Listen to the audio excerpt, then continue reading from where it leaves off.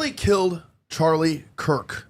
The question we're all asking is, was it Tyler Robinson? Because when you ask, who killed him, people say that it was Tyler. And if you ask people who Tyler is, some people say he's MAGA. Some people say he's a groyper. Other people say he's a leftist. I think he's a gay retard. But that doesn't change the fact that we don't have definitive proof, no definitive confessions, and the manifesto that was supposed to admit his guilt somehow got destroyed while it was in FBI custody.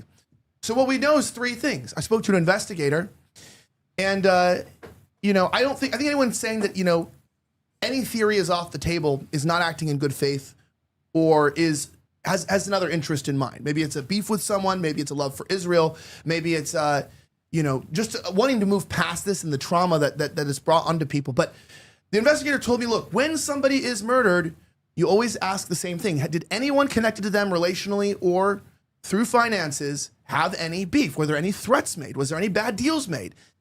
And then we found out about this meeting in the Hamptons.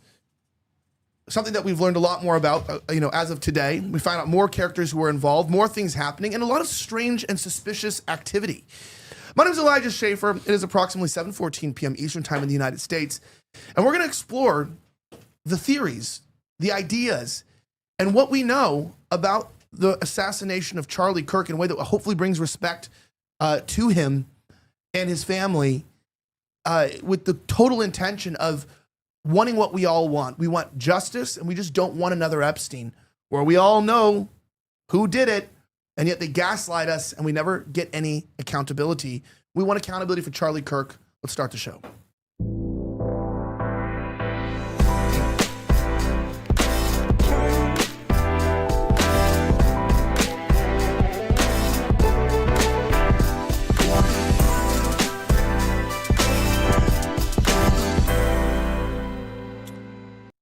Well, as you know, people are talking. People are discussing one thing and one thing alone in this country, and that is whether or not Tyler Robinson was the killer, and if he did kill him, was he acting alone? These are the questions that we're asking ourselves, and this is the adventure, I'll call it, that has been stressing me the fuck out, has been absolutely bothering me to where I cannot sleep at all. Because it's an investigation that's being undertaken by Candace Owens, by Max Blumenthal, by myself, by others who are out there who are in good faith actors trying to tie the pieces together. We found out so much new information, weird information. And like I said, look, we are not going to make any claim here that Israel did it. We're not making any claims that Bill Ackman or his donors did it.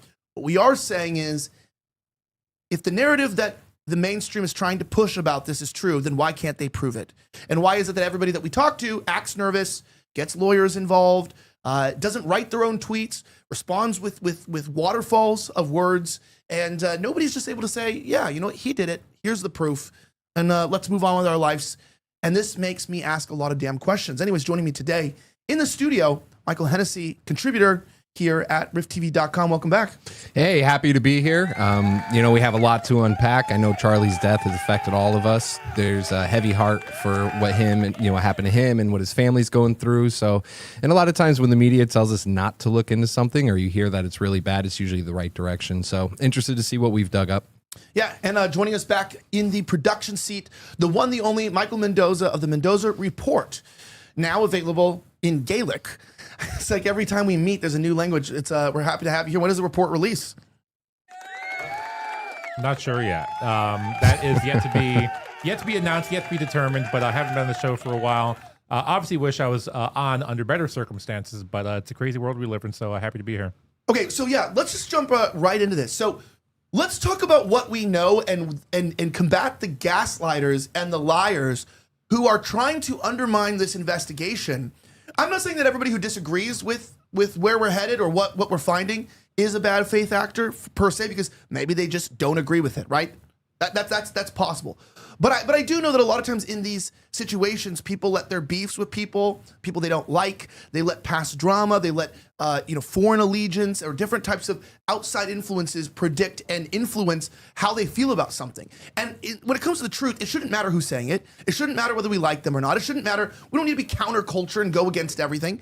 The point is that majority of people are saying that this was a deranged leftist that killed Charlie. And I'm saying that we don't know that. That's all I'm saying. We don't know that, actually. We don't actually know that. And it could be true.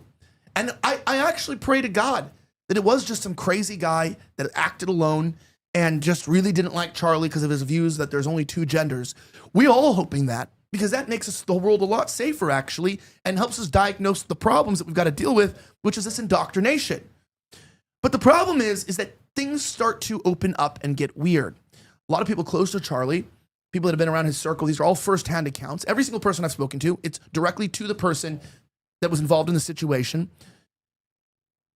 We find out now, in the last couple of days actually, that Charlie's opinion of Netanyahu had actually gone down. Now I want to play this clip here from Tucker Carlson to talk about some of the suspicious things regarding him. Listen to this.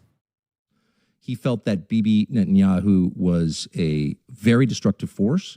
He was appalled by what was happening in Gaza.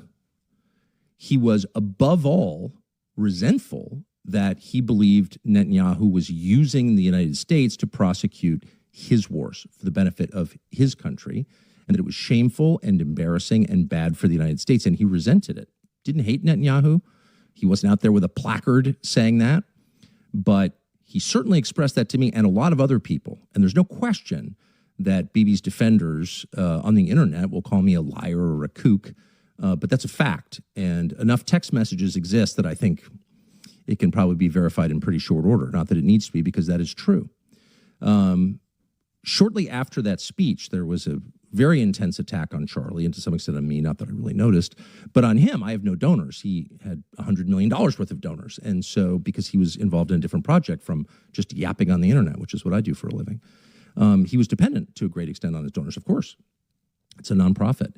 And they went after him and tormented him. Not all, of course. Many were supportive, but the ones who were offended by my speech, and there was a small, very intense group who were, tormented Charlie Kirk until the day he died. Yeah, so this is where I want to jump into our conversation.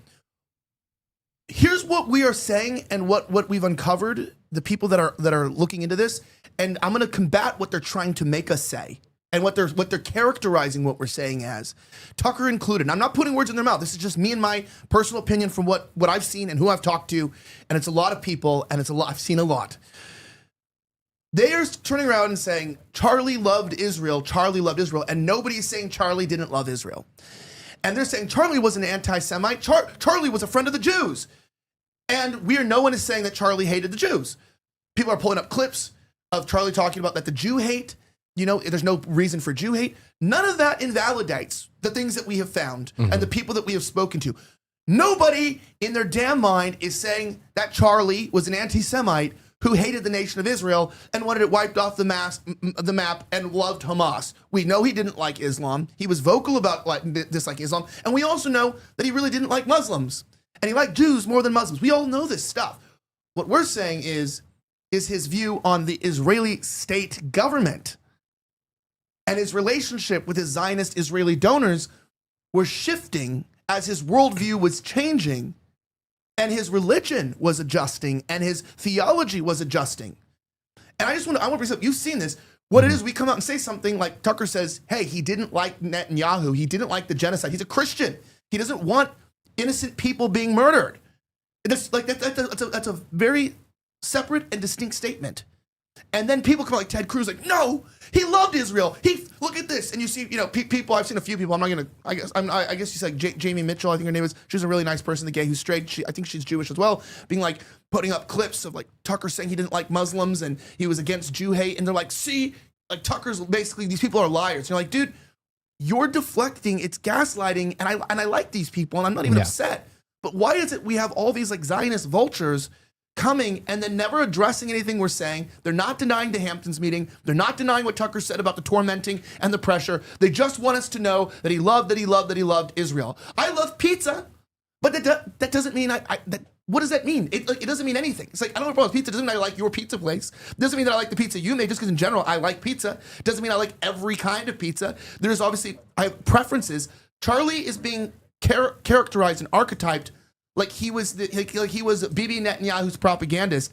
And I think some people felt that way for many years. In many ways, he was. But everybody that knows it can listen to his damn mouth. Go watch the last show we did before he was murdered, gutted like a dog, shot in the throat. Do you not see the gaslighting? No, I definitely see it. I'm seeing a lot of old clips come up. There was one with him and Candace where they're talking about being more pro-Israel, and they're digging deep to bring this up. The reason is because they want to keep the control. They want to show that there was still a relationship between them so they can use this to their advantage.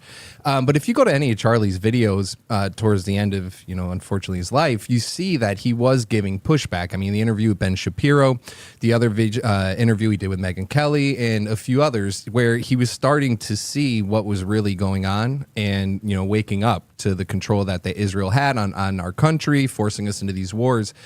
And the one thing that they like to do is it's kind of like during Black Lives Matter, anything that you did was racist. Everything was used as a tool, and unfortunately the same thing happens in the Jewish community. Anytime you push back against anything to do with Israel, just even the Israeli government, if you not even saying that, Jews are bad or saying anything crazy, the second that you question the Israeli government, you're instantly an anti-Semite. Anytime you question anything that they do, you're an anti-Semite. So that's why you're seeing a lot of that. The Holocaust thing, when Greta Van Susteren, we played it, Candace played it as well, when she's like, hey, were you involved in Charlie's death? And he's like, he literally, this is not a joke, you go look it up, was like, yeah, well, these kinds of questions lead to the Holocaust.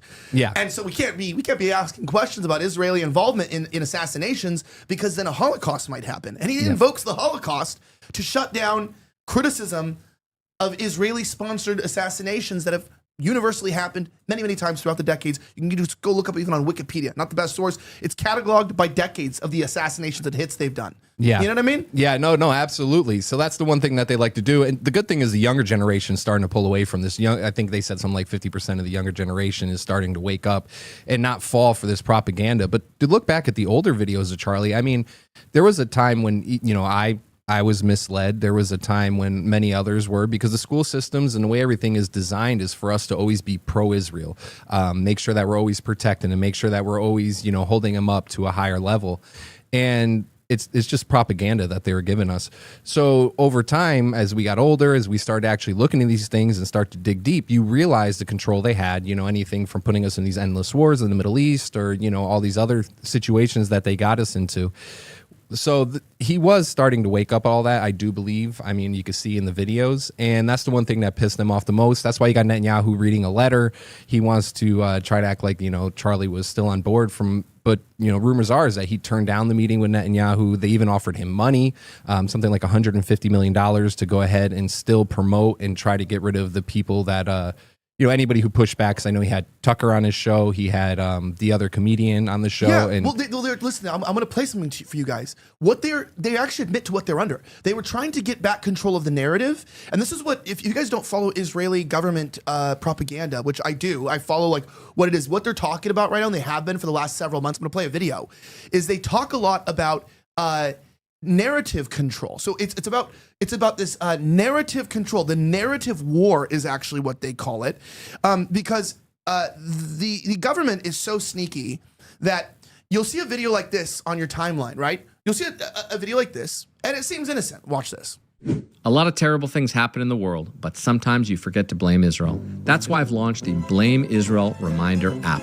It scans news 24/7, and whenever tragedy strikes, you instantly get alerted on your phone reminding you to blame Israel. A celebrity murdered? Obviously Mossad. Possibly. A horrific pandemic? Gotta be the Jews. Market crashes? Come on, that one's too obvious. got a Don't point. ever find yourself in that uncomfortable position where someone else is blamed for a tragedy when you could have easily pinned it on Israel. Thank goodness no one checks facts anymore before sharing idiotic hot takes on social. So download the Blame Israel Reminder app today. And if for some reason it doesn't load, at least you know who's at fault. All right, so it seems innocent. Like, I'm not triggered by this. But you wouldn't believe this guy works for Netanyahu. He actually works in Netanyahu's government. Yeah, I mean, and for him to come out with this app, am I saying that Israel? No, it's not real. But I'm saying the point. No, is I know. Make like a meme like this. Like, oh yeah, you guys all just blame Israel, and then it's like, but that's literally Netanyahu's senior propagandist here. Trying it's not to even a push joke. it. You guys can look him up. He works for the Israeli government, and it's like I said, the Israeli government's taking a stab at social media comedy. But let me play a video from him to explain to you why they're doing this. I'm not going to play you the whole thing, but this is a key word. I want to play this of him talking about this new phrase, this narrative war. Before we do about that, I want to give a quick shout out to one of our sponsors for today, guys. Sports fans are everywhere. People are always looking. There's fights. Things are happening around the corner. And if you're ready to bet with confidence right now, MyBookie has got an incredible deal for you. When you opt in and use the promo code RIFT, R-A-F-T, at mybookie.com, or you go to the bit.ly/joinwithrift, that URL as well. You actually get your first bet back if it loses up to $500. I know not everybody's into betting. I'm a betting man. My life is a bet. It's at high stakes, right? And I don't have a problem with gambling. If you do have a problem with gambling, or you don't like to bet or it goes against your conscience, don't do it. You don't have to. It's totally voluntary. But if you are somebody who does like to make a bet here or there on a fun game, and you want to not lose your money and get a chance to win, make sure that you check it out. Like I mentioned, there's a lot of people that might want to use this. They're getting fired for making fun of the political violence against Charlie Kirk. So there's some time to win some money, maybe back, because you probably might have lost your job. But check this out. MyBookie's got your back with a refund up to $500. It's the perfect way to jump into the action without worry. Just head to the links on the screen, opt in, and enter promo code RIFT to claim the offer. Don't miss out. Sign up today. Limits and terms apply. See the site for details. Let's get back into the game. Okay, I want to play this for you here. This is a 10-minute video, but listen to this. This is from the Israeli propaganda division. And here's what they're trying to do. Hi, I'm David Keyes, former spokesman to Israel's prime minister, startup founder, and pranker of dictators. In the immortal words of General Douglas MacArthur, I have returned. Not a day goes by in which someone doesn't ask me what Israel can do to win the narrative war. I think I have a unique perspective on this. For years, I have helped world leaders, large companies, and freedom fighters get hundreds of millions of views. I founded human rights organizations to help dissidents in dictatorships, and I used satire and guerrilla warfare to confront tyrants. Prime Minister Netanyahu tasked me with exposing Iran's secret atomic archive that Israel stole from Tehran in one of the greatest intelligence operations in history. I met countless leaders: Xi, Modi, Obama, Trump, Musk, and most importantly, Chuck Norris. A few years ago, I co-founded a startup that fights and wins narrative wars. I've decided to take you behind the scenes to understand how power works at the highest level, what it's actually like to be in the room, managing 100 simultaneous crises every minute of every day, while the entire world scrutinizes every word and every decision. Okay, he's literally like, hey, by the way, I'm Jewish and I work for the Israeli government. And now I want to let you know that we are not what people say we are, but I am. I have been meddling in foreign governments and influencing and blackmailing people allegedly. In the narrative war. In a narrative war to not control the truth, to not do the right thing, but to make sure that people don't speak poorly about Israel. And then he's like saying this literally, there's hundreds of crises a day, meaning they have an entire division and startups to control how people talk about Israel. No accountability for their actions, no accountability for their donors and the money, the dirty money they're using. It's all about what are people saying? And that's like, this is from their mouth. And I didn't see anyone else bring this guy up or talk about it. I think this is the first show that brought this up. And I'm like, how much more stuff is Israeli propaganda? So when they lose control, I just want to say this. I want to be very careful what I'm going to say here. I'll let you speak. Those who you cannot control, you kill. That's all I mean. Yeah. I'm not connecting that to anybody or anything, but those that you cannot control, you kill. It's a famous saying, and it's a government idea that if we can't, we can't control you, then you're going to go. And this has been for all of history how things work. And sometimes taking people's money and turning down money at the same time is a dangerous cross-section. So when you're trying to turn down money from somebody else who wants to control you, while also not being controlled by the money that you're already being given, there's reasons that people might not want you around, because killing someone is a terrible, terrible decision and no one wants to do it, I believe it or not.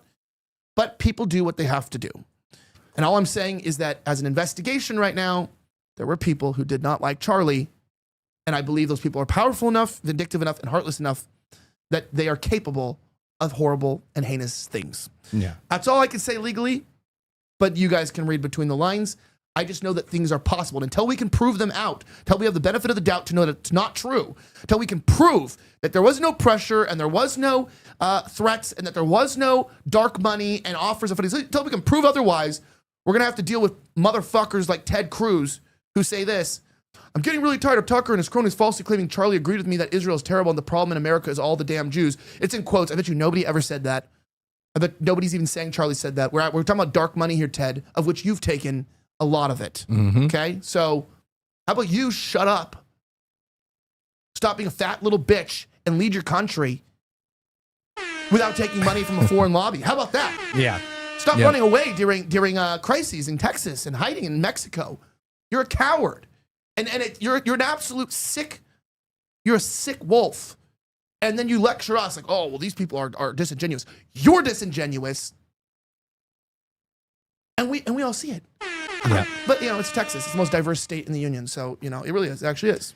Surprise, surprise. No, we've seen that too. When he was on the episode with Tucker, Tucker kind of picked him apart when he was saying that they were the chosen people and he was, not speaking about scripture properly, and Tucker called him out on a lot of that.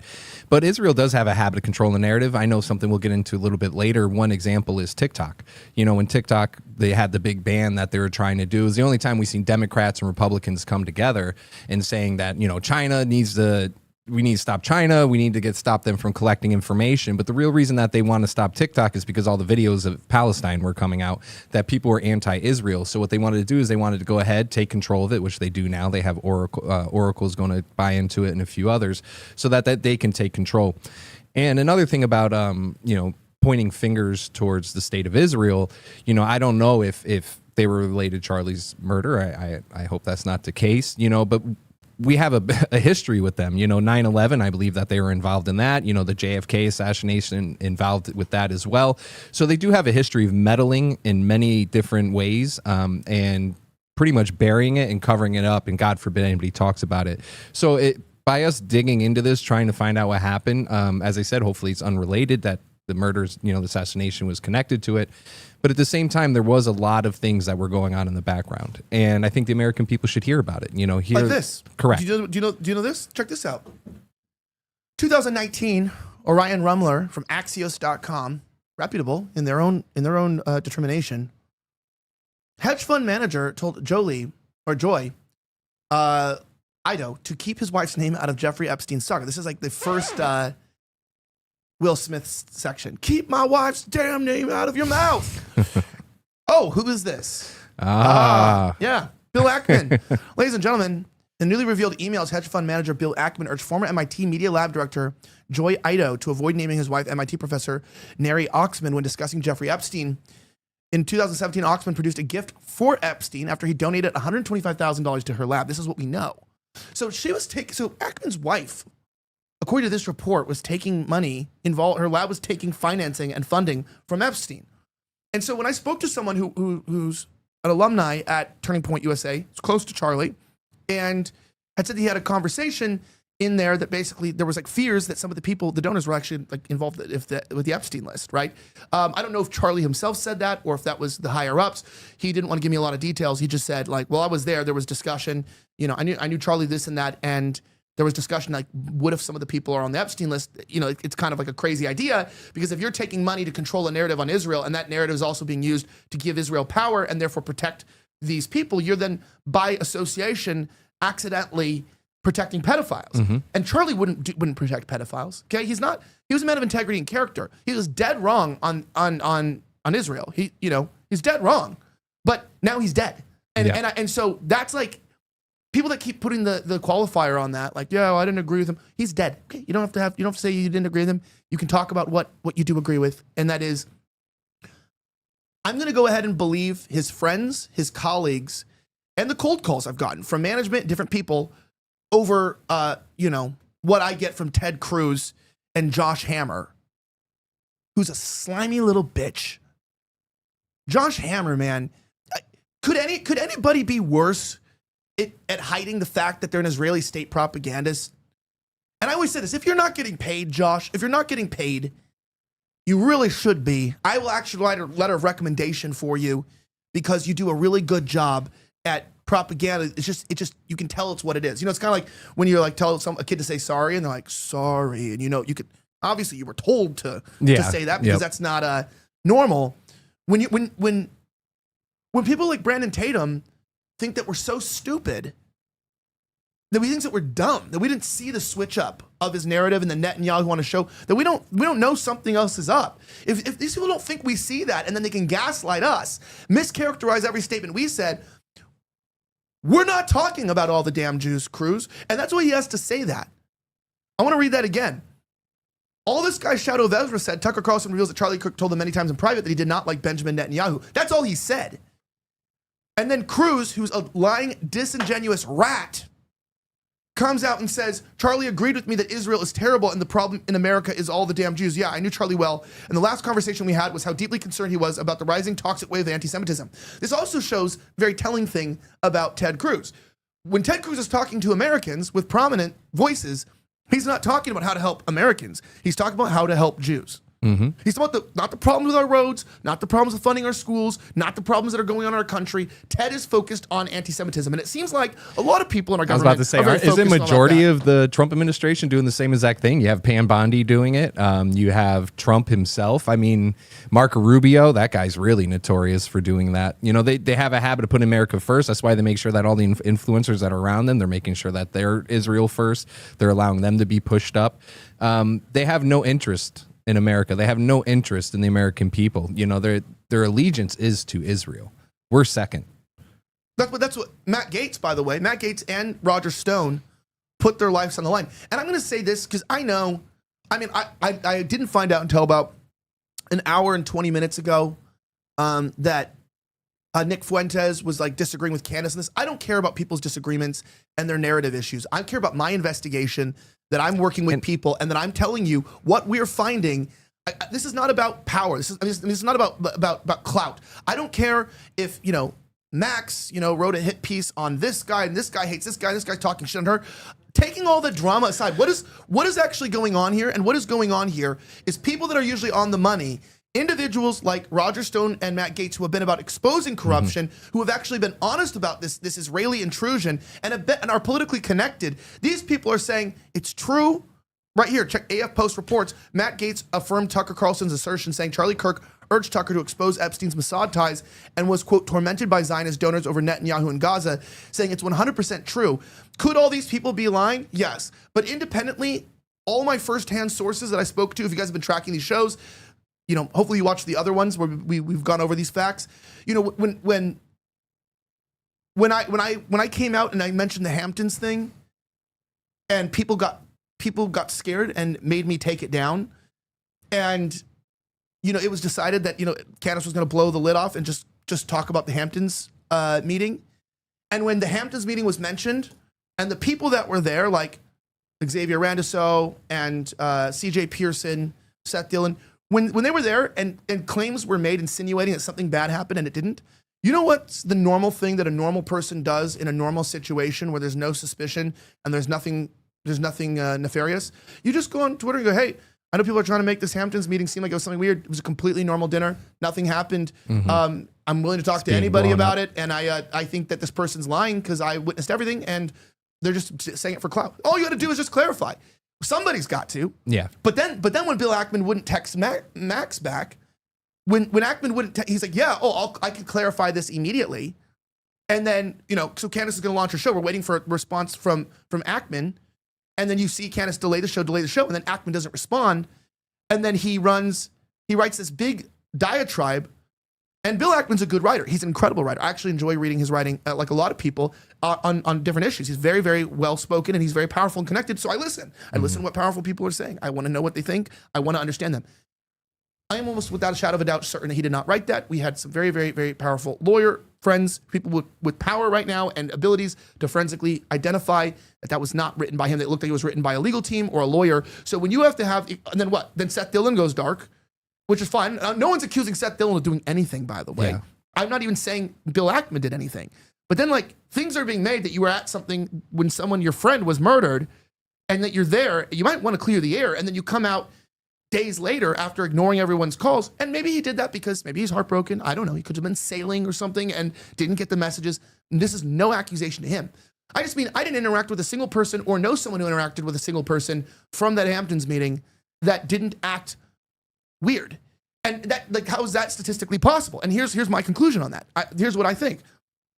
I don't think people, this is why we have to keep investigating. I don't think people, these people like Seth and stuff, I don't think they know of a murder for hire plot. I don't think Xavier Randiso is somehow involved in the murder of Charlie Kirk. That's not That's not what I'm even implying at the very least, not even close to anything I would say.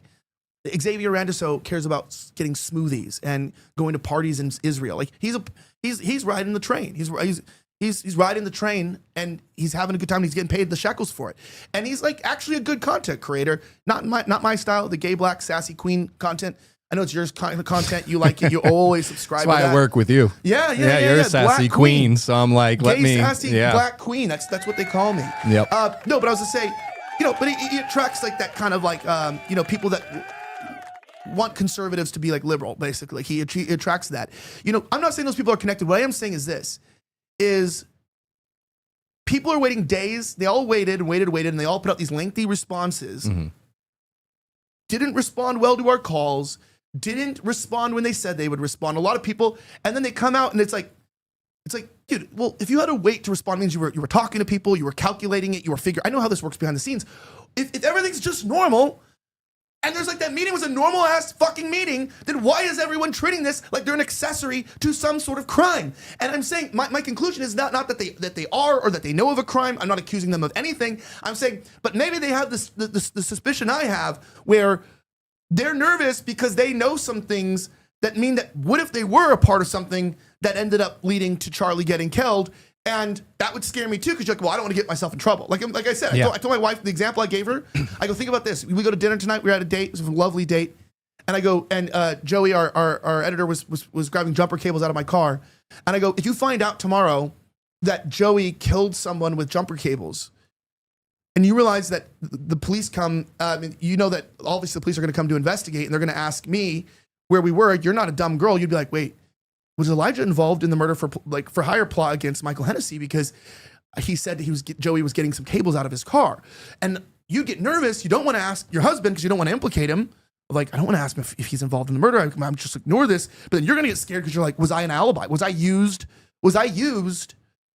as a distraction, as an alibi for somebody to commit a murder? And that would make you sweat. It'd make you freak out because now you're distressed because you're wondering a lot of things and you're afraid to ask the people because it's scary and it could change your life forever. If your husband's a murderer and gets in trouble for it, that's a very, very serious thing and it could ruin her life forever. So people's lives could get ruined if they piss off these donors. All their lives are dependent on their money. You think Babylon Bee is just making making fun of dead Gazans basically because they just think it's a funny joke?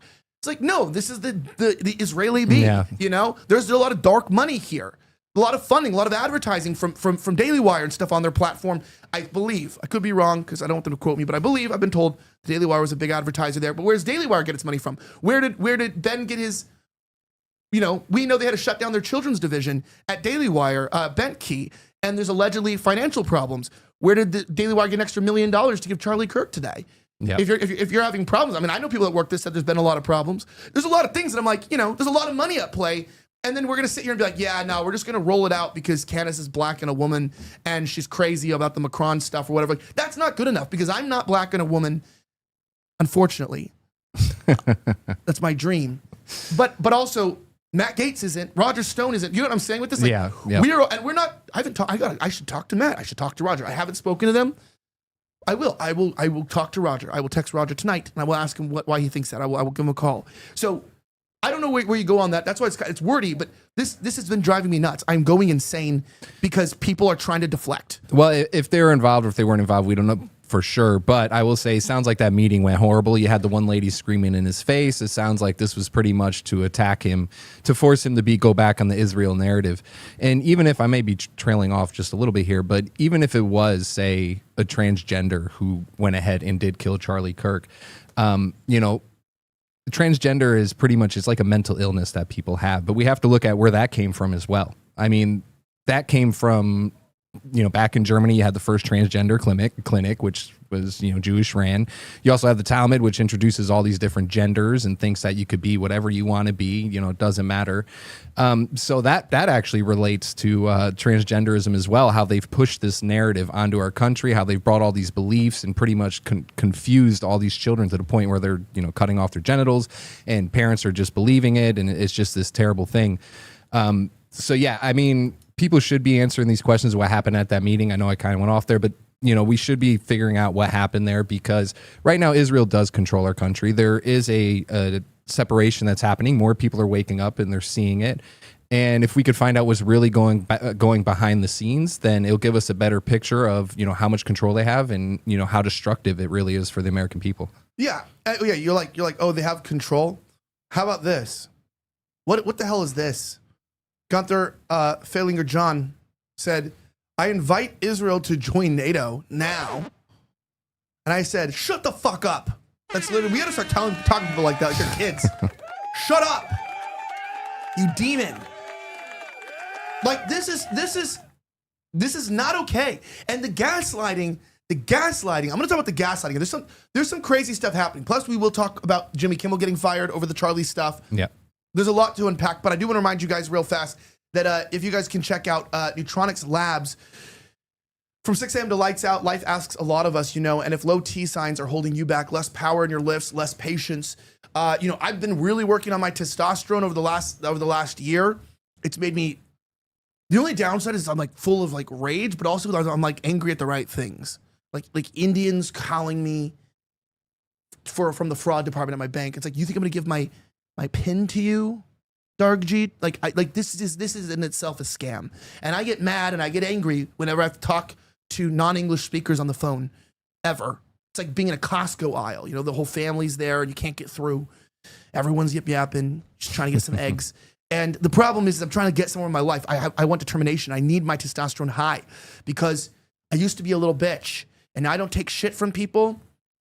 I don't fuck around, and I work very hard in my life, and I'm aggressive on the things that I want. I do a lot of things at the same time, and that's only possible because of, honestly, it's been very helpful. Lifestyle change, mindset, and through the supplementation. Fenugreek, Tongod Ali, Tribulus, NO2, all of these things, IGF, you can get it here in Man's Edge. Feel your best self as well. There's other ways you can supplement, obviously. You can get injections, you can get TRT, you could do different things. But if you don't want to go get needles, you don't want to spend a bunch of money, this is going to be your best option right here. So buy one, get one free on auto ship, plus an additional 10% off with my promo code Elijah at ElijahIGF1.com, ELIJAH, IGF, the number 1.com, to ElijahIGF1.com. And just to remind you guys, it kind of tastes like root beer. I don't know why, but put it under your tongue and then you swallow it. It's amazing. Check it out. All right, let's talk about some of this stuff. Why was Netanyahu doing a podcast tour before this? In between SASS, where the donors started getting mad at Tucker, and I want to give you the caveat, people that have not been watching.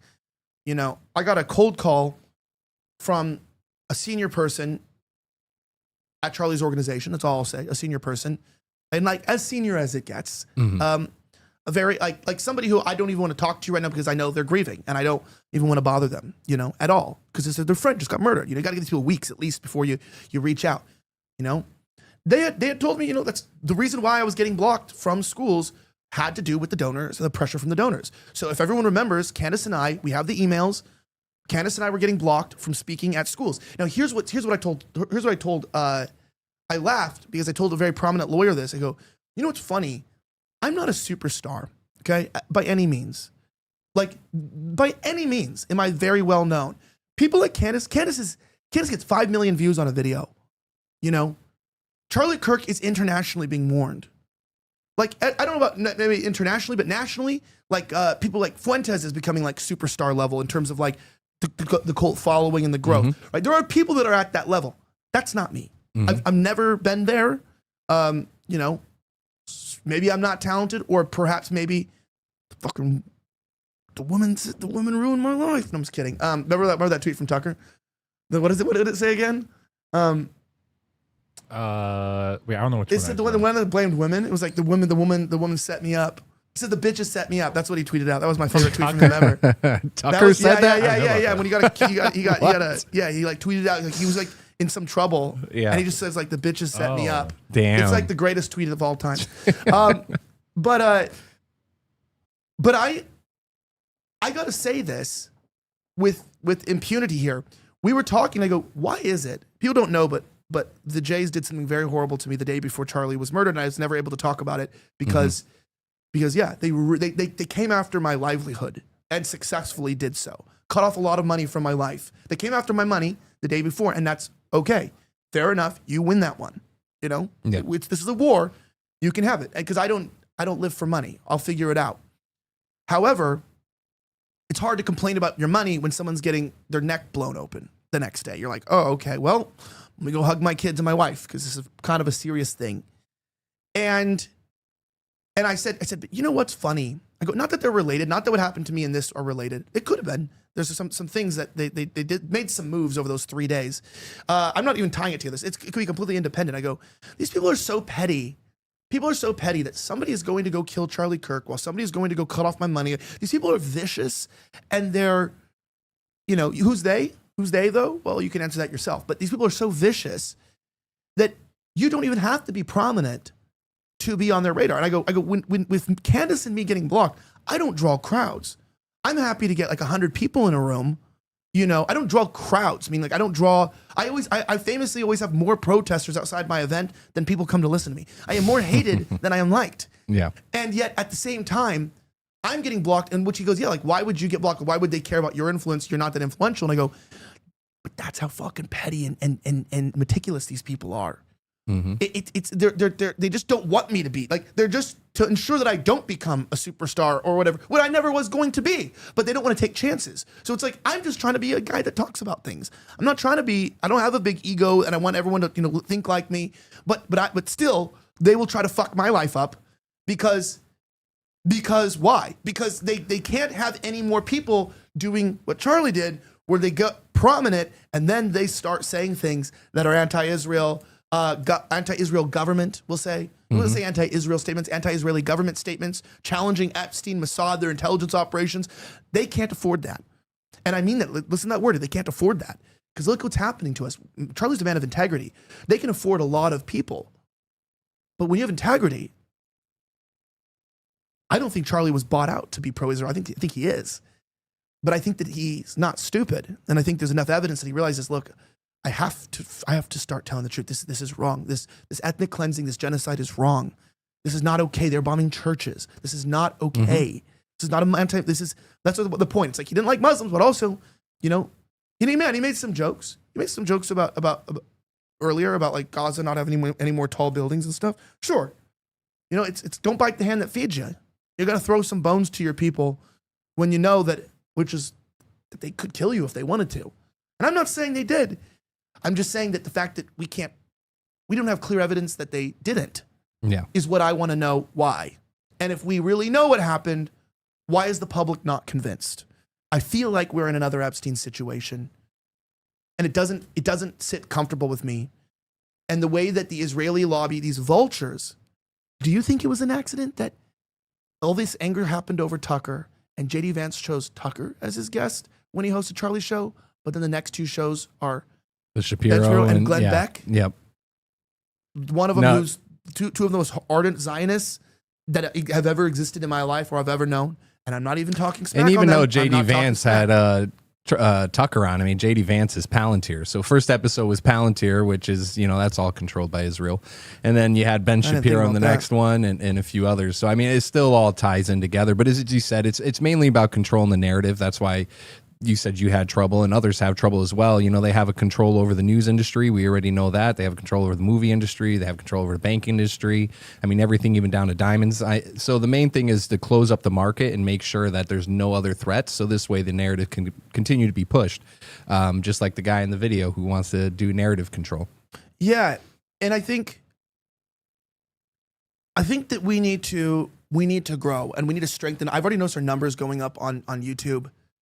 And I'm really happy with the steady growth. I mean, it's incredible. Like, I know people don't realize, but like the fact that we have like 430 people watching right now on YouTube. I mean, we're just such a new show on here, and I am like, once we get to 1,000 people viewing every night, like it just saves my life with everything. So we're basically back to where we were back in the day. When I had a bigger YouTube channel, but I know we need to develop our own group of people that think like our own way. Do you know why I don't watch political commentators? Because I don't want their opinions influencing the way I think. And I'm also not someone who wants people to like me. So I'm not like, okay, well, this person likes me, I should think like them. Or I'm also not, because I don't like people that I disagree with them. Like, I'm not gonna have a beef with you and we're sitting here and you're correct on something that I'm gonna counter you because I always gotta be the opposite of you. Yeah. And there's a lot of people who are petty like that. in this environment, and I just don't want that to influence me. You'll find that a lot of the best thinkers and people that really It's a lot of unique, infighting. Yeah, but a lot of the unique people, they don't watch other people, but they spend all the time fighting with each other. It's just drama. It's just stupid, fucking immature drama. I don't want to be involved in that. You know what I mean? I just want to get drunk and scream at Jewish people on spaces and stuff. You know what I mean? I'm totally joking. That's an inside joke, but that's not. But I'm not saying I haven't wanted to do that. But no, I don't want to just get mad at Jewish people. I'm not trying to just be. I'm not trying to be targeting. What I want is I realize, like, things are shitty, things are bad, people are getting killed, and I'm not confident that we're going to survive this, and I just want some answers to be able to navigate in the world. That's all that I'm trying to do. I want to be able to navigate and make my next moves, but I don't know if we're going to be murdered if we disobey, and we're disobeying. We're very disobedient children right now. Yeah, this shows we're very disobedient here. We don't follow people, and it causes conflict. Yeah, we don't follow people. I think what we're going to see though more is what you've seen with Pam Bondi coming out and saying that we need to have hate speech laws and all these other laws that they're trying to push, even with the selling arms to Israel. It's a requirement now. What we're going to see is them cracking down and pretty much just trying to silence anybody who's objecting. So we're going to see that on all social media platforms. I seen they had one of the top officials in Israel pushing for it, begging, social media to go ahead and put an end to anybody giving trouble to Israel. So I think that's really the next step. God forbid, I hope nothing happens to you, family, anybody. But I think that their next move is really just going to be trying to silence us as much as possible. Pandora's box has opened. People are now waking up. They're seeing all the influence that's happening. They're seeing the destruction, how it's really destroyed our country, and how we just keep heading in the wrong direction. So I think that's really going to be the next thing. And for Pam Bondi to come out and say that, like, Charlie, this is like for Charlie Kirk and what he went through, and we can't have hate speech. I mean, Charlie Kirk himself even put out a tweet saying what was that? Yeah, hate speech doesn't exist. Like, that's not. What was that? Yeah.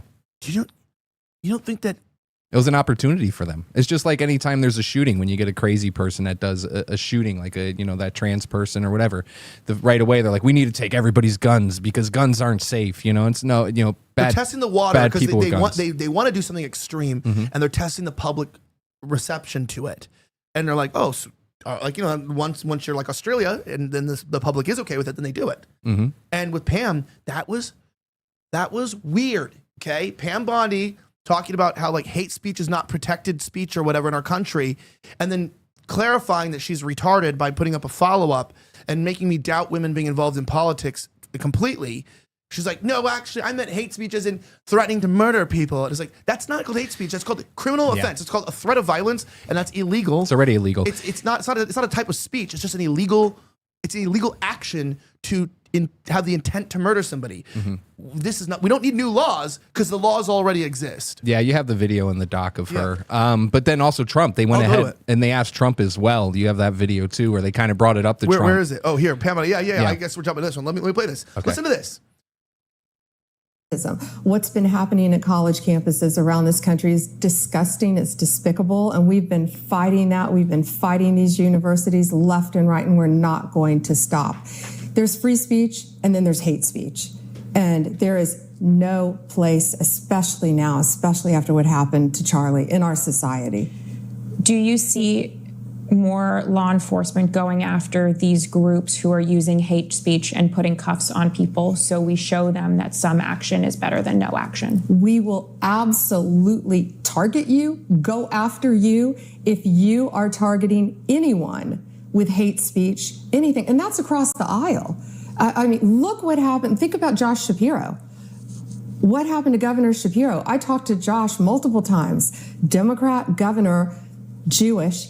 They firebombed his house while his wife and children were sleeping upstairs. It's a miracle. Nothing worse happened it's a miracle that nothing happened to Josh and he and his family are safe. They're traumatized, but that's what's happened in this world. And we are going to fight every step of the way to show that you will face the most severe consequences if you come after someone and you target someone for their political views or for any reason at all. You know what? Pam, we don't need you. We have somebody called her Pam Bondenstein. I agree. Yeah. I was just saying we have Olivia Krolchak. Yeah. We have private citizens that can go hold people accountable for saying That's a civil issue. And she made sure, too, to point out that the person was Jewish. She couldn't just be like, oh, the prominent person had a firebomb at their house. She's like, and they were Jewish. Because that's really what their main concern is. They don't care about anything else. The college's crackdowns is because people were protesting against Israel. People coming into the country, they're searching their social media to see if they've said anything bad about Israel. So their main focus is anything to do with Israel, especially Pam Bondi. But she said Charlie Kirk even disagreed with her. Mm-hmm. Charlie Kirk said hate speech does not exist legally in America. There's ugly speech, there's gross speech, there's evil speech, and all of it is protected by the First Amendment. Keep America free. And you have to realize the people that are claiming that Candace and Max, less or so myself, because I haven't been so public about being involved in this stuff, the people saying that we are disingenuous or using it for clicks, it's like you guys are using his death Mm-hmm. to immortalize him as a martyr for like the state of Israel. You're basically saying like he was a conservative Zionist and got murdered by leftists for like just supporting Israel in America, putting up pictures with him hugging Trump in front of Israeli flags. That is so sick. Okay. Yep. Even Trump reposted that. Yeah. And then with Pam Bondi too, the other video you have is they asked Trump about it and what his thoughts were on Pam Bondi saying that. All right, well, let me play this because look at what I was going to say is when I saw the memorial for Charlie Kirk and everyone was waving Israeli flags, I'm sorry, but at the vigil for a Christian white man, maybe could you just stop thinking about Jews for like 5 seconds? And that's what people say, like, why are you bringing it up? Why are you talking about it? Dude, you're the ones waving the flags. I can even see a vigil for a dead white Christian man without having to confront something about Jewish people. You guys are just, you yourselves are making it about you. And then that's the gaslighting when you're like, okay, dude, I'm sick of this. They're like, oh, why you keep bringing this up? And you go, you literally make everything about you. And then we're just pushing back. You're the ones, go away. Go back to your country. Get out of this is my country made by my ancestors. You guys have come in to this country and have usurped it for another country. We got our senators like Ted Cruz talking about anti-Semitism. And it's like, I'm not, and then anytime you actually bring up real criticism, real actual criticism, then they mock you and say, oh, you're talking about the Jews, Joos. And you go, yes, I am, bitch. Yes, I am. And you're not going to control me to where I don't feel like I can criticize corrupt, powerful Jewish people. If you're going to make it all about all the Jews, when I just go after one or two powerful Jewish people, when you're going to say, oh, he's talking about all the Jews, when I'm going after Netanyahu or I'm going after Mossad or blackmail rings, then buddy, let's make it about all the Jews. And okay? the guy that did the I'll bring interview the heat to with where you want it. Yeah, the guy did the interview too that you had the other day. I mean, that guy's Jewish as well. Yeah. And he's giving pushback. And there's actually a lot of Jewish people who dislike Netanyahu. They've Correct. protested in the country. You'll never see much about that, especially before October 7th. There was a lot of protests against him. So, I mean, that's really what they do. Anytime it's just, we've seen the same thing in other scenarios as well. I mean, anytime we start to speak about truth or ask questions, things that are shoved in our face and shoved down our throats, the second we give pushback, it's like, oh, why are you talking about this? I don't understand. And it's like, you're always putting it out there. You're always putting it in our face. And then also there are some really serious things here that we should be diving into, that we should be looking at, and we should not be shunning away just because they want to make us feel bad. Like, oh, you're talking about all the Jews. And it's like, no, we're not talking about all the Jews.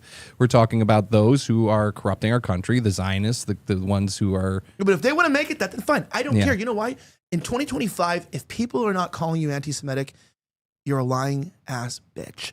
Because if you're telling the truth and you're following the facts, they will characterize you as an anti-Semite. Because right now, there is a lot of powerful Jewish people that have a lot of money who are heavily corrupted and are involved in the most dastardly blackmail, financial manipulation, medically destructive schemes. And because of the ADL and groups like the Southern Poverty Law Center, when you attack them, they do what Netanyahu did, is they blame the Holocaust, right? Yeah. As we call it, the pizza cost in my house. Because pizza's good, and we just get mad when there's no more pizza. So, anyway, we don't call it that. Actually, I'm just saying it's all bullshit. That's my whole point. It's an absolute fucking bullshit thing. and they're deflecting and they're losing the narrative war. So now they're literally using that phrase now, narrative war, narrative war, narrative war. They're no longer about changing their actions. This is why people don't like these people, because they're not like, hey, people don't like us. They never say, it's always the question like, well, people don't like us, people don't like us, people don't like us. But why don't they like you then? Because there are good Jewish people out there, and I got to clarify that. I to this day, I know, believe it or not, I have Jewish friends, and I know great Jewish people that work in this industry. But unfortunately, like a lot of good-hearted black people that I know as well, where even though they're really good and I've known them, they've been my friends, when it came to BLM and stuff, they kind of reverted to genetics, right? They kind of just like reverted back to tribalism. And what's happening right now is that, yes, there's a lot of good people from this ethnicity, this religion that exists, and some of them are even helping on this investigation. However, a lot of them, just like BLM, when asked to join, you'll see people I know that are great on trans issues and all these issues that are like my colleagues that all of a sudden are like trying to shut down free speech on college campuses and revoke people's, visas because they said mean things about their people. Yeah. And the reason why I don't care is because, as I've mentioned, there's been a concerted effort to target and white people. And I mean, we've had affirmative action for how long? To keep whites and Asians out of schools and to allow minorities. There's been discrimination from the top down. They boast about it. They have summits on how we can make life harder for white people across the entire country every single year. And they bring these people in that I hate. And you go, oh, so why don't you care about us being hated? Because I don't. Because this is not your country. Go worry about being hated in your own country. You've got enough problems over there, it looks like. Go solve them. And it's like, but why are you here? Because you need to manipulate our systems because you need our money. Because you guys are not self-sustainable. You're like a parasitic group that comes in. They also need us to fight their wars. That's what I'm saying. You're acting like a parasitic group amongst a host country, and you are turning our systems in your favor. And we're benevolent. We're a Christian nation, so we allowed you in. But now you've begun working against us. And it's like, and this is why people are not liking you, because what you're doing is hurting people's lives. You're hurting people. People can't own homes because of what you've done with the Federal Reserve. Like, your people have done things with fractional reserve lending that have destroyed the value of the dollar, and people can't buy homes now. BlackRock has bought up the single family homes and caused a rental crisis. This is your people, Larry Fink. And that doesn't mean all of you are involved in this or it's all bad, but you guys need to take some damn accountability for once, because people are not liking you because your actions of your people are making our lives bad. And that's all it is. I hope that helped solve anti-Semitism in 2025. They just solved it. Stop doing bad shit. Yeah. Unless you can't, and it's a genetic thing. I'm just wondering. Unless it's just the way you guys behave. No, they're gonna keep doing their things. They rather just silence us or get us out of the picture completely. And I have pizza at home too. I think they say it's 6 million calories. I think it's more like 200,000. But they, it is true. But yeah, no, I mean, that's really what it is. They have to stop doing what they're doing, but they can't. I feel like a lot of these, these Zionists, it's just in their blood. It's just what they want to do. God hardened their hearts, and that's why we see them push their agenda on us. That's why they continue to head down this road they're heading. And as time goes on, they're just becoming exposed more and more the way that they're trying to stop us. I mean, there's so many questions we have about that country that we're seeing, like even with Jeffrey Epstein. I mean, you have Kash Patel just came out the other day and he said that, Epstein wasn't trafficking anybody. Where were his eyes positioned? I don't know. I like to bet on MyBookie.com on where his eyeballs will be located when he addresses the public. Yeah. It's like left side, right side. What's going on with that? Why does his eyes go like this? Yeah, I don't know. I had a photo for that, actually. I don't know if Mike can pull it up. But his girlfriend's going after people who said she's Mossad. You saw that, right? She's going after people. I did see that. Yeah. Why would you go after people if it's just such a erroneous, stupid statement? It doesn't matter. People say worse things about me. I was just talking to someone the other day. I go, people say the most horrible things about me. Now I've realized even if I didn't do them, they just want to hate me. So now I'm just gonna start telling them I did them all. And that's what I'm gonna say. I'm gonna say, actually, if they bring up an accusation, I'm gonna say you should see these ones too. And by the way, they're all true. You know what I mean? I just change. What is going on there, guys? Yeah, I don't know. What is that physiognomy? You think she looked at him and was like, damn, he's something I want. She's a very attractive She's girl. attractive, yeah. Can you bring her up? Yeah, sure, got it. I mean, I don't want to be, commenting on another man's Mossad agent, but of course that's not her, right? Because she's so not that she wants to sue anyone who says she is. Yeah. Which is like looks like we had a very sensitive topic here. Yep. And she's a very nice girl, right? Friends with similar friends. If we can zoom in, can you zoom in? There you go. Yeah.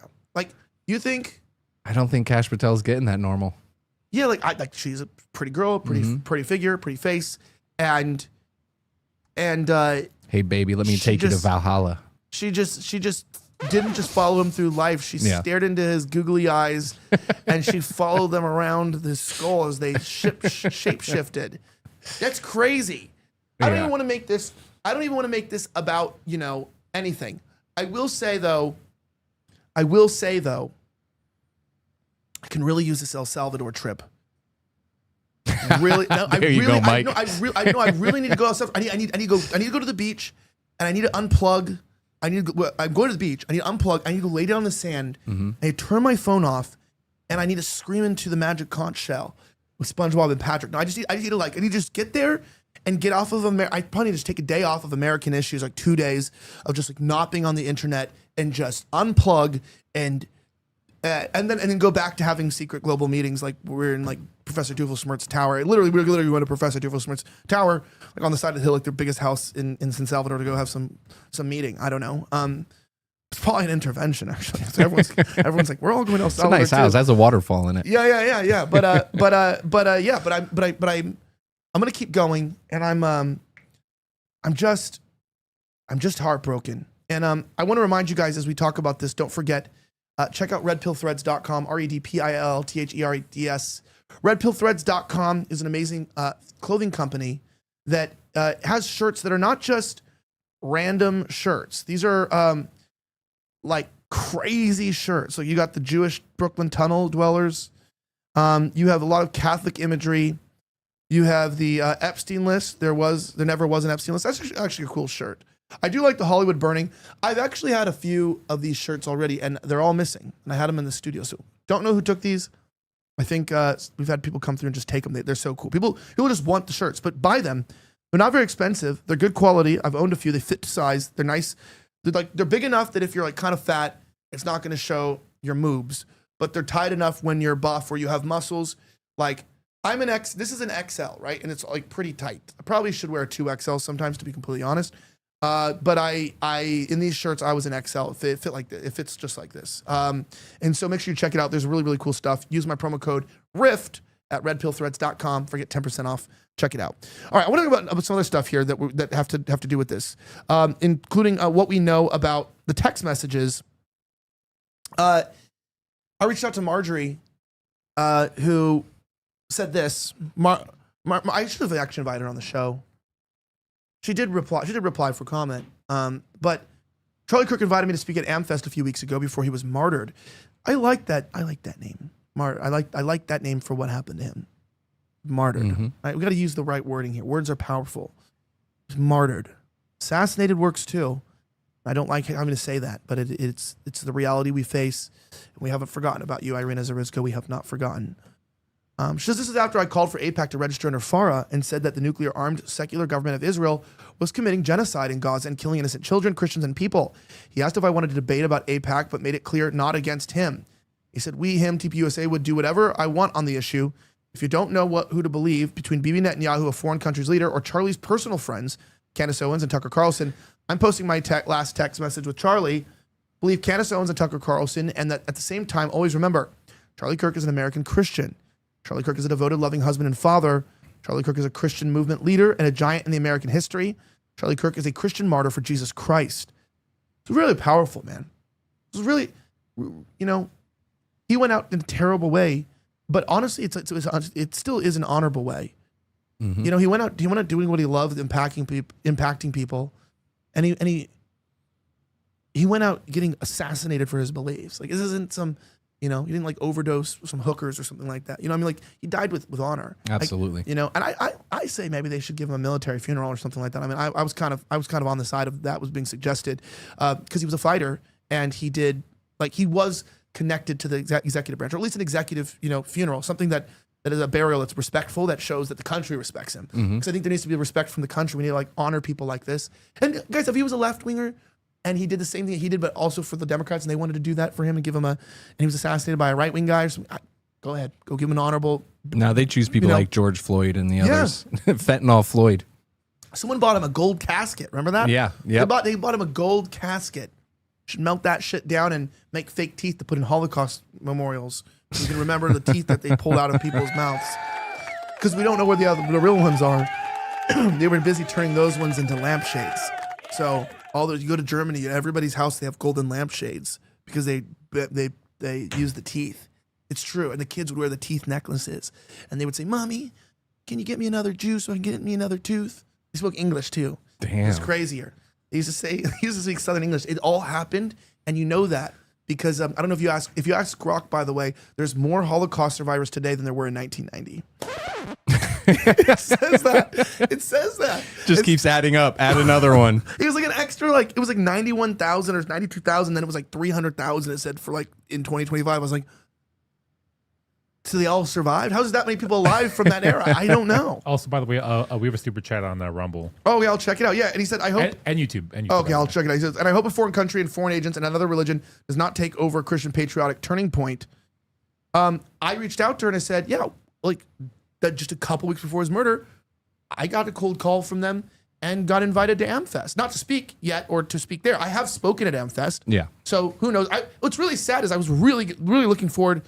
This is coming from someone who believes what I believe. I was really looking forward to talk to Charlie in the VIP. I was looking forward to it because I had known about his view changes. And you'll know I was never tolerating disrespect of him on the show. I'd always say he was really good to me, blah, blah, blah. Yeah. Because I knew what he was like behind the scenes, a man of integrity. And I was excited to ask him quietly off the record what was going on, and I wanted to know, and I wouldn't have told you guys, whatever. But it's a very selfish thing to say that I'm sad that that's his wife lost her husband and we lost a hero. But like I was really excited for his arc. I was really excited where this was going, and even online I'd be like, Charlie, I would joke. I retweeted recently. I'm like, let me be your like PR guy because this is like gonna backfire. That struggle session with the kids about Israel. I was like, dude, come on, man, like this is ridiculous, and it was. And a lot of things Turning Point has done is ridiculous. But they've done a lot of good too. And I think the good outweighs the bad in that organization 100%. And a lot of people start there. It's like weed or something. Like they start there and then they sort of develop their politics. But it's an outreach. Yeah. And I'll never be upset about it. But I told Marjorie, I said, hey, yeah, I got cold call invited out to Rift. We're maybe not now. Who knows who's taking over Turning Point? But we're supposed to set up one of these tables. Yeah, little Hat Shapiro's not going to like it. We're supposed to set up one of these tables and do a live podcast there every single day with big name people. And if Ben Shapiro is taking over, I don't think we'll continue to be invited. Okay, mostly because you insulted his grandma's Manischewitz and matzo ball soup. Remember that? No, I don't. Yeah, we ate dinner with them. And you're it like, was terrible. Yeah, it was terrible. Yeah, she's I like, didn't like it. Hates a year. Wait. Then she called me anti-Semitic because I didn't like the soup. Yeah, you were actually. Yeah. In fact, another Holocaust almost happened because he made a mean comment towards a Jewish person, which is. She was baking cookies. I said, how many? Dude, oh man. All right, we got to stop. All right. Reading a couple of super chats here in the chat. Let me read this from you guys. Once again, my computer locks up. The Spanish Inquisitor said, I think one reason Nick is so much more successful in his Catholic faith. I know I'd trust you to lead if I knew you had 2,000 years of truth behind you. Makes people more centered if you needed another reason to convert. Listen, guys, I'm probably never going to ask you guys to convert. I have no idea. The Catholic thing, I mean, Joe Biden's Catholic. So Nancy Pelosi's Catholic. And so what, did Joe Biden become president because he was Catholic? Maybe. Hey, look, maybe. I don't know. I'm not going to mock Catholicism. I like Catholicism. Some of the things I don't like in it. Some of the things I don't get. But I do. Part of me makes me, I've said this before, I feel like Orthodox makes more sense than Catholicism because they like got rid of, due to like the apostolic succession, they like don't believe in the Vatican. And like that's the one thing I have a hard time with is I've studied the apostolic succession and I don't even think the Catholics know actually who's the real apostolic pope from what I've seen. When there was a time there was 3 popes at the same time who were claiming, the apostolic right. And I'm just saying, to me, I have a really hard time getting behind that. But I don't mind like church leaders and apostolic, laying of hands. I think that's cool. But I look at Orthodox and Catholicism, they're like the same thing. Orthodox just looks less corrupt. That's in my opinion. Mm-hmm.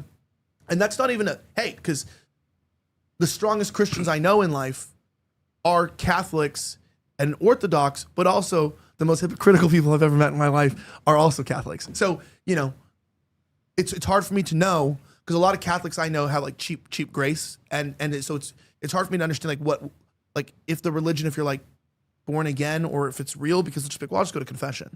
And then it's like, I mean, that's more of a LARPing.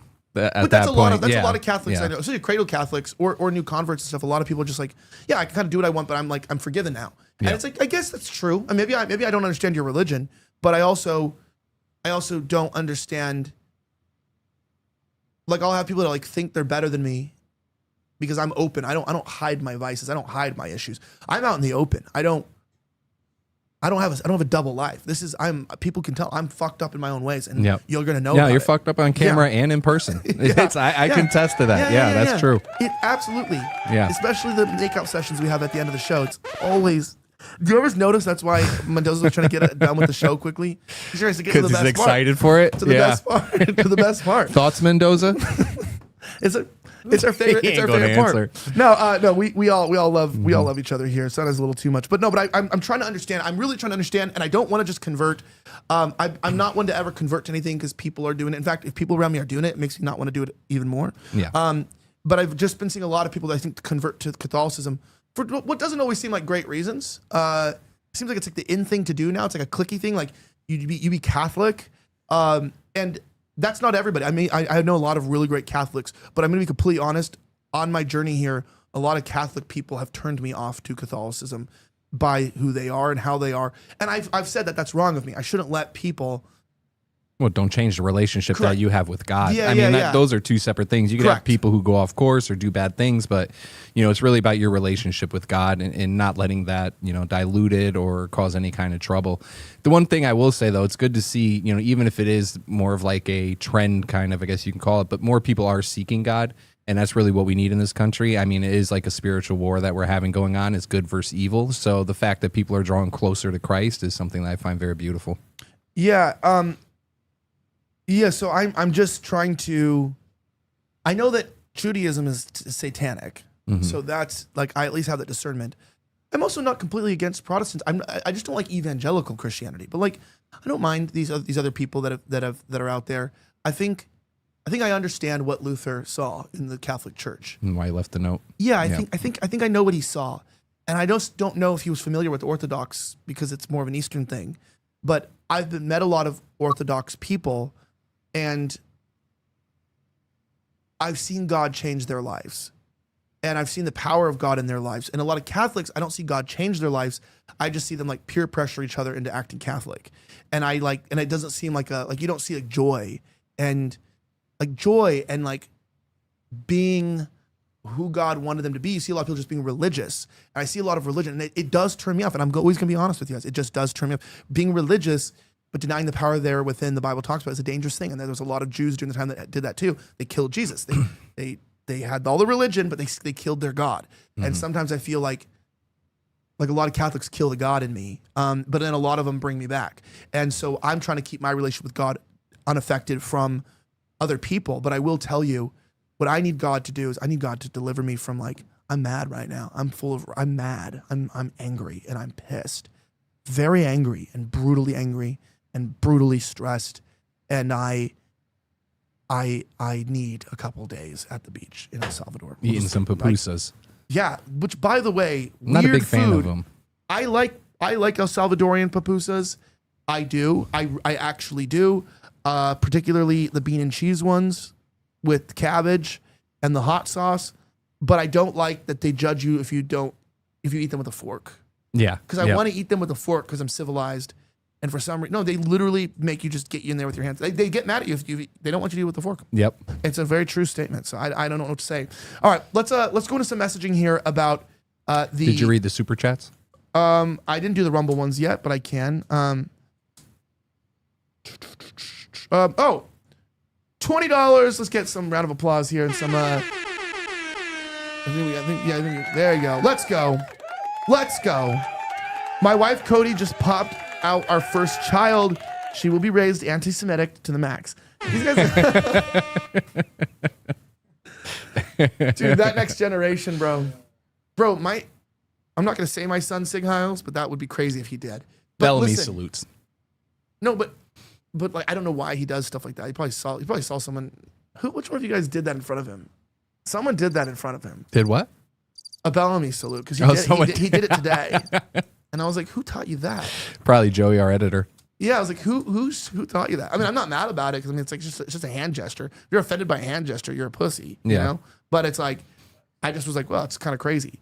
That being said, and then even the guy at the Crown Lounge was like, did he just do a salute? And I was like, yeah, or I don't know, or he was pointing, but he pointed with his whole hand. Yeah. I don't know. He likes to use all his fingers when he does it. Yeah, that's it. Yeah. Oh, my back. Randall Flagg sent $2. Let's go. He gets an air horn though, because remember he sends every day. Revoke birthright citizenship, deport Anchor Baby, Cash App, PayPal, install Hennessy as head of the FBI, feds like straight edge Irishmen, and release the Epstein files and expose the Mormon cabal. I'm in. Let's go. All right. Let's talk about what we know about the killer here. Let's go into some of this stuff. So the alleged killer, we had an article here, rifttv.com. It's one of my favorite websites. You should check it out. New articles every day. Shout out to the writing team. Shout out to Earl Grey. Shout out to Alicia Powell and Sarah Stock. And I don't know who else writes there. I don't know. I'm not supposed to out anybody else because people write under pen names, apparently. Most likely fabricated internet calls out killer's text messages as fake. Listen to this. The Utah County officials have released text messages between Charlie Kirk's killer, Tyler Robinson, and his roommate the day of the shooting. Case closed. Well, not exactly. Unfortunately for law enforcement, the internet does not believe these text messages are real, and rightly so. Here's some of the exchanges. I haven't read these yet. Have you? Okay, I'm like pretty bad here. I was just told they were fake, and I never read them. That's is this? Can we read this on YouTube? I mean, is this? Are we like going to read? Yeah, why like, not? Okay, I just didn't know if he's like, because you said you read them. I'm saying, is there something that we're going to get in trouble for? Okay.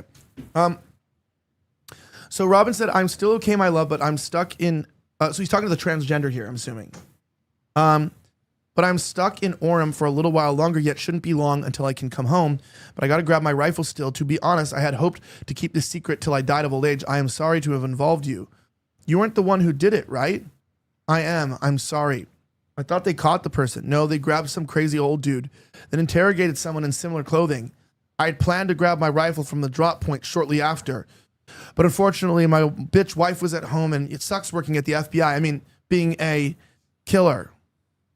Dude, this is like, do you know what this, okay, this is going to be so, I'm not proud about this, but I'm not proud that I've done this, but have you ever read like fan fiction or like, have you ever read like graphic, like literary sex, like a sex story or something like that in your life? I did when I was younger one time, and I remember it read No, but most women listen to them. If you ever listen to their novels, their novels are rough. But I'm saying this is what it's, they're freaks. It sounds like that, where it's like, like if a guy is writing like what a woman would want, and it's like you're reading like that's not how women are, and that's not what women want. You know, like that's not what's going on. You can tell this is a man's idea of what his wet dream of what he thinks a woman would want. This is the FBI's wet dream. He is salivating. He's horny. He is so excited because what he wants is a killer to be like, I have a gun and then I'm going to blow his head off.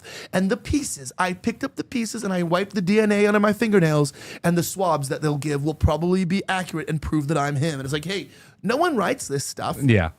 No, nobody capable of committing a planned assassination is this stupid, I don't think. I'm Let sorry. me put it all in text message. What's the last one? Is it the next one? Or I'm wishing I had circled back and grabbed it as soon as I got my vehicle. That one? Oh, remember how I was engraving bullets? The fucking messages are mostly a big meme. If I see notices bulge, ooh, on Fox News, I might have a stroke. All right, I'm just going to have to leave it. That really fucking sucks. Like, just says it all. You know how I've been etching. Like, come on. Nobody's going to talk like that. Yeah, judging from today, I'd say Grandpa's gun does just fine. I don't know. I think. Then little Harriet Tubman went into his house and he got Papa Bear. It's like, this sounds like a novel. This is a fan fiction. Yeah. Yep. And of course, we don't know that. It could be real, but like, come on. You and your text messages are like, yeah, I did it. I'm the one. It was my rifle, and those little engraved bullets that were out there, here's what I wrote on them. And also, that sock you found, that sock I left, up on the roof, that was my sock. Here's a picture of the other sock. It's like, this is not something people would write. What the? And then we have here, I'm going to turn myself in willingly. And then that story was that the dad forced him to turn himself in. And then he got like $1 million as well. 1.2 million from Bill 1.2. Ackman. Bill Ackman, whose yeah. wife was allegedly not taking money from Epstein through her lab at MIT. Mm-hmm. Got to be very careful there. They're suing people.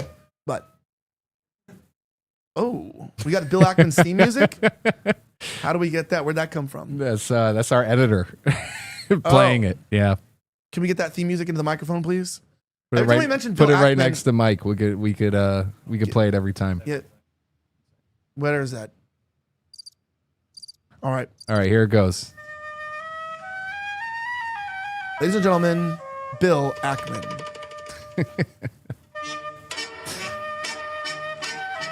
Hey.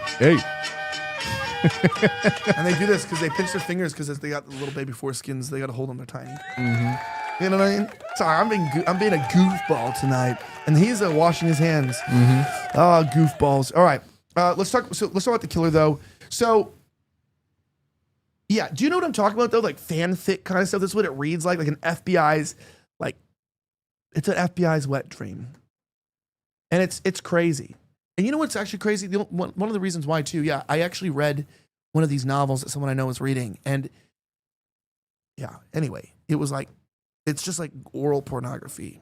It's crazy. And it's like weird stuff. Like it's like a half beat. You know what's weird is when you figure out women's sexuality is like borderline. They want illegal things done or do illegal things basically. Like they want to get you in trouble. It's like everything's like about being forced and like literally, I'm not even going to use the words, but like all their stuff is about like cheating, like some sodomy, dark stuff, man. Like men with multiple partners and like just it's never just like, oh yeah, and then like they went to bed together and like had life. It's like very dark and twisted and webs of just like sexual manipulation. Like you're like, it all makes sense. And the women are like, this is the most romantic novel I've ever read. And then a guy's like, dude, I'm gonna be nice and buy her flowers and stuff. It's like, dude, she wants you to be a werewolf. You're going to need to be a werewolf and commit a crime against her, and then she'll like you. Yeah. Like that's literally what it is. It's crazy to me. Don't condone animals committing crimes against women. I'm just saying though, on a bus in Charlotte, one did. So, you know. Anyway, I don't know if anyone got that one. That was that was rough. Yeah, that was a rough transition.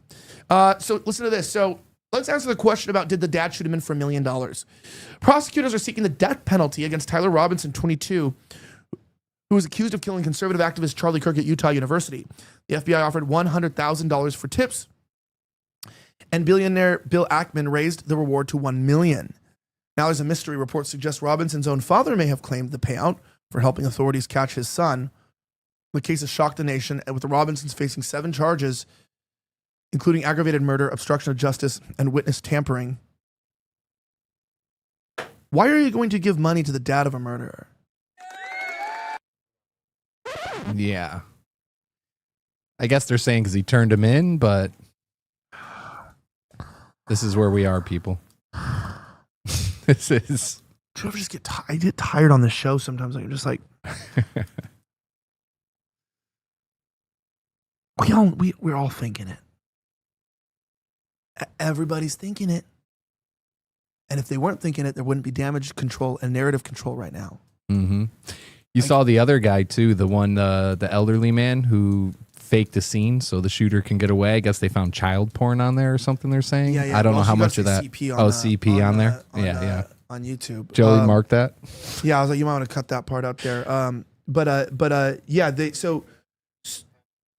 what we're talking about. That was the last. I think did we talk about the last show or no? I don't know. Okay, maybe we didn't. I don't think I was. Was I here last show? No, you weren't. That's why you weren't here. Yeah, We I did talk wasn't here. about it. Yeah. But we can still bring it back up. Yeah, the Patsy, the old man that we all thought killed him at first. Mm-hmm.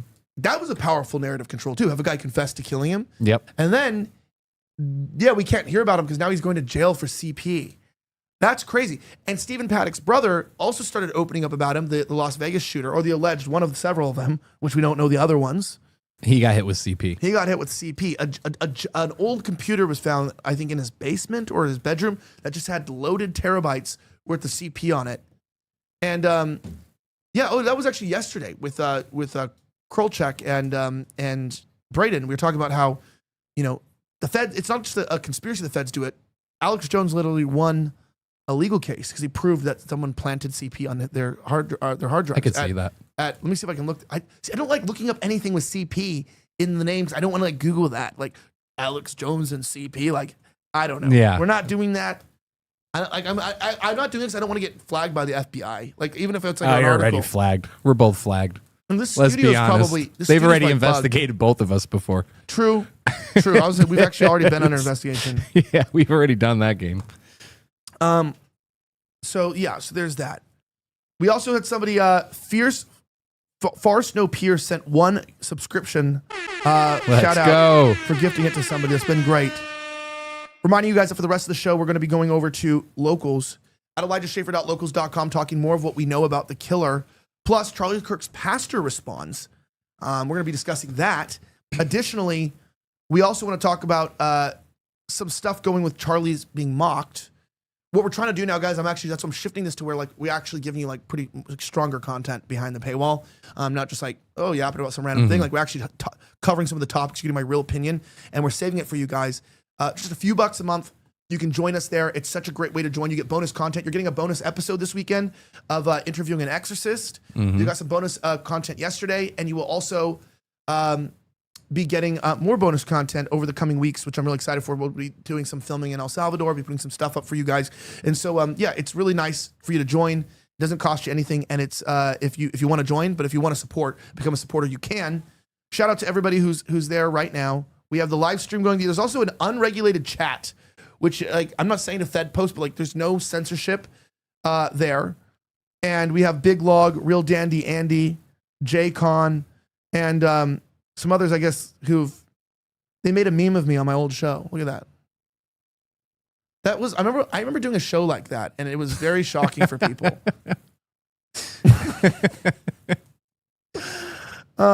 It's so good. But yeah, you guys can send tips there. We'll see you over there. We'll take a couple-minute break. We'll be right back. ElijahSchaefer.locals.com. For those of you that are watching, don't forget to follow me on X at Elijah Schaefer, or you can follow our account on Instagram, The Rift TV.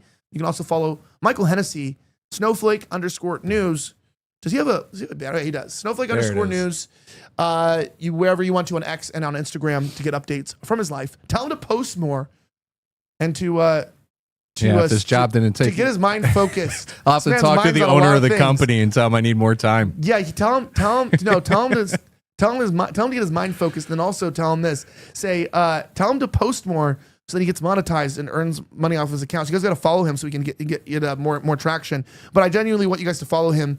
It's very important that you do, and support people in their march. He's got a huge Instagram too, hundreds of thousands of followers. So be one of the many. And if you want to be one of the smaller people, if you ever want to contact him, you can DM him on X. I'm pretty sure he's accessible. So check that out. Anyway, we'll be right back.